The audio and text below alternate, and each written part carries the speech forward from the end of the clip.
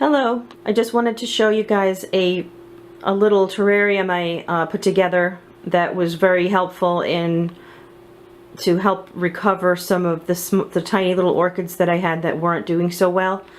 This is just an overview of one of my growing spaces. This is the rear of my house, and it faces, the light is coming in from the southwest. That's kind of west, so that's just the light coming through from the south there. So I have a lot of seedlings on this shelf, which is open on both sides, and I've been collecting very small orchids with the plans to make a terrarium slash vivarium, orchidarium in the near future that I've been working on for a long time, and hoping to make some more updates about that as well. I'm going to try to highlight now. Here's this little tiny terrarium. What I have in here are 3 orchids that weren't doing so well. Okay. In this little terrarium case, this is something that was at Lowe's, that was really, really cheap. It's really tiny. And I have 3 things in here. The front one here is the Lepanthes, and it happens to be in bloom right now, so I thought this would be a good time to show this one. Right at the top of the circle there. The Lepanthes was something I've had for about 6 months. I'll just hang it on the front here so you can see.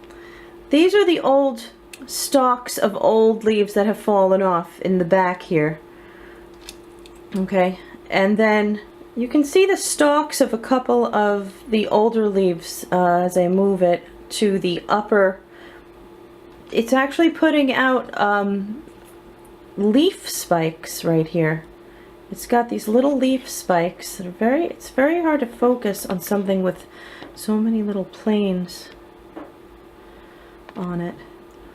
Okay, so the leaf spikes are here, and it even has a third right there at the top. The curled one is another leaf spike. So the other one that I have in here is the schoenorchid fragrans, which is one of the ones that had been on my wish list for a very long time. It's like a tiny little phalaenopsis. It reminds me of. It grows with the little bean-shaped or oval leaves, and it gets beautiful little purple flowers, clusters of purple flowers. And this is the size of about a nickel. I would say it's smaller than a quarter in size, and it's doing well in here. It lost 1 leaf that used to be right in here, because originally it was facing, I have this, the plants were facing the window, and it was, that 1 leaf was touching the glass inside here. Rotted a little bit, but that was it. And as soon as it was turned toward the window, so it was touching the glass. So as soon as I took that away from the window, it's been fine ever since then. And I got this one from the Amherst, Massachusetts Summerfest, and I got this from J&L Orchids, who were there, who I have a very long history with them because I visited them back in the early 1990s. When I lived on Long Island, I took a ferry with the car over the Long Island Sound into Connecticut and visited them. That was one of my first excursions for the name of orchids. So there's that schoenorchid fragrans. And this third one here has been sitting on the shelf in like 2 or 3 feet away from the window, in the middle of all of this type of thing, in the middle of a cluster of other things that are growing on here. And it wasn't happy. It didn't do anything. It didn't really lose anything. It didn't gain anything for months. As soon as I put this into the terrarium, it's been really a lot better than it was. So it's, if you can see that, it has the new growth out the side. And so I'm hoping that'll continue. I didn't realize just how much humidity that loved to have.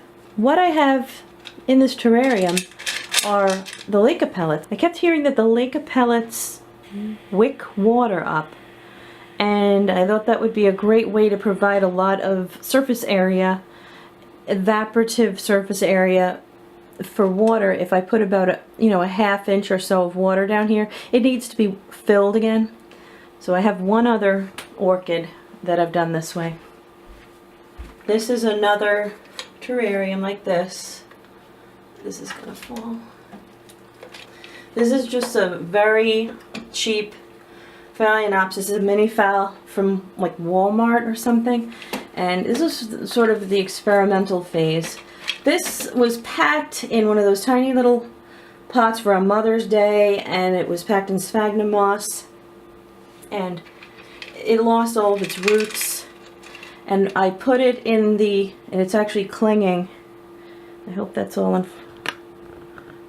Okay. And it sits on top of these leca pellets in here. And it's just sitting in there and loving the humidity and the aeration of that. And it's, you know, it's just a little experiment. I wanted to see how this kind of environment would work with the orchids. So, well, thanks for watching, and I'll be posting more videos about that terrarium project in the near future. Bye.